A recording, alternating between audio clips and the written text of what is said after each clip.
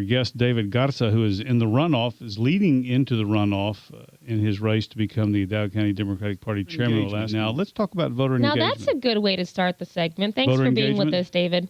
Well, now that text from your friend.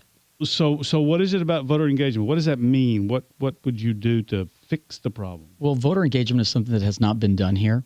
We've had, for the last several years, we haven't been doing that in the community, and that really shows. When you look at the numbers, we have 300,000 registered voters, and only 20% are coming out to vote. We're not engaging those who are registered, and we're not engaging new voters. We need those new voters so that we can make our party stronger, and that's what I intend to do. So you do not regard, obviously this is a sweeping sort of question, you don't regard the lack of turnout as itself a vote by people, why bother kind of thing. You're seeing it as a lack of... The leadership in our party is not doing anything to reach out to voters, not just to the voters who are registered, but those who are not registered. I constantly travel throughout the county, and I meet people who are just not registered. These are professional, highly educated members of our community who are out there, and no one's reaching out to them. Yeah. I think we need to reach out to them, bring them into the party, let them know what the party's doing. Our party's serving everybody in the community. We need to reach out to organizations, let them know that the party supports these organizations so they can also support the Democratic Party. I want to know, just if you can tell us a little bit about yourself, David. For those that don't know who David Garza is, tell us about your background, your personal life, and what you want voters to know. Well, I was raised here. I was raised by a single mother, and who did a really good job. She did her best to make sure that we went on and did something with ourselves. My sister and I, we've gone to school. We've been taking care of ourselves, and I went to PSJA. I went to UT. RGV, and went on at the time. Pan Am. So I moved on to Dallas. I became a flight attendant, international flight attendant with American Airlines. I've been doing that for 21 years. It's taken me all over the world. It's broadened my horizons, and I've learned what other countries they go through with their elections. There, people are fighting to vote. Here, we have to fight to bring people to the polls. It should not be that way. Yeah, we're blessed and here. Our leadership needs to change that, turn it around, and I believe that I can do that because I've been serving in the community and nonprofit organizations. I've been reaching out to people in the community, and because this position is a position that is a non-paid position, it is a volunteer position, it belongs to someone who's working for the people, not for special interest in our community. So speaking about you being on the ballot, what is most important about being chairman of the Democratic Party in this county? Well, I think it is a very important race that a lot of people are not aware of the situation we're in the currently. We're at a crossroads. Does the party stay like it is right now with such a low voter turnout? Only 20% of our voters, registered voters, are coming out to vote. When other states from here to California with the same demographics, a high Hispanic community, are coming out at 60 to 70%. Wow. 60 to 70%. Obviously, something's not being done right here. We've lost approximately 8,000 voters voted Republican in the primary. That's something that my opponent should not be really talking about because it was under his leadership. I kind of want to go off of that question, though. Speaking of how there have been 8,000 that voted, registered Democrats voted in the Republican primary.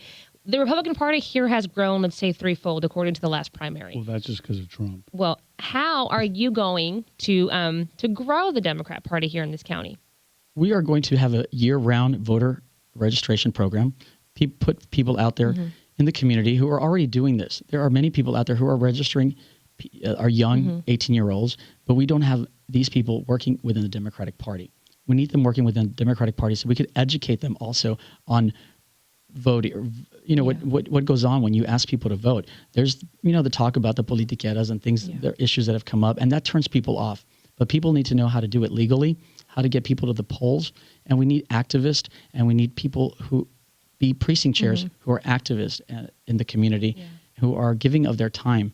We don't need people in the community who are looking for making money off of the Democratic Party. The party is here to help people, bring people up, and I think that I can do that because I have a good network of precinct chairs who were there in the past and are just ready to come back. A good dozen of them are just ready to come back and serve because these are activists and leaders in the community who believe in democratic values.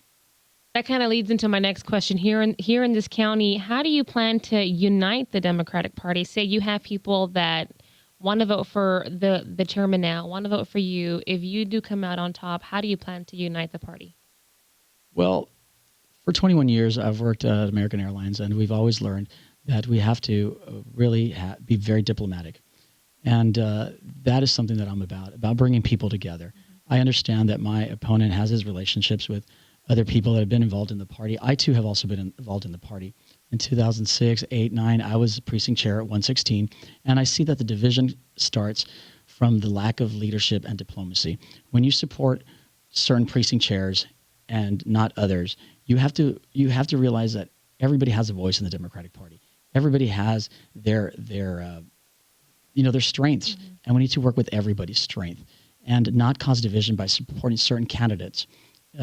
We need to support all Democratic candidates, not pick sides. But wouldn't the chairman have at some point to knock heads to get people to, if you're as rambunctious as my Democrat friends say you guys are at the precinct chair meetings, doesn't he have to, I mean, it's inevitable he's going to have to decide for one over the other, or Well, within be the Democrat, tough to get him to get in line? Well, what's happened is that our leadership has decided to use one main thing one big issue that happened in 2014 is that our chairman used the funds from the party to support certain candidates who were precinct chairs and not the others. And these candidates were precinct chairs running their school board races. When you have precinct chairs running for school board and the Democratic Party uses funds from the party to support one candidate over the other, naturally there's going to be division within the party. Those funds should be used for voter engagement, turning out the vote, getting out the vote, the GOTV efforts. That's what those funds should be used. We have many people out there who would take these jobs to register voters. The candidates should raise their own money to run their races. Last question before we go. Any final thoughts or message to voters on why you should vote, why they should vote for you? Yes, I believe that I am the best candidate for this because I've been working in the community. I've been working in the community as a volunteer, and you need someone who is already out there. You don't run for a position and then start working in the community. You start meeting the people, learning the needs of the people. I've been traveling from east to west, visiting people from Sullivan, from Mercedes, up in Alton, and Elsa. People don't know who the Democratic Party chair is currently.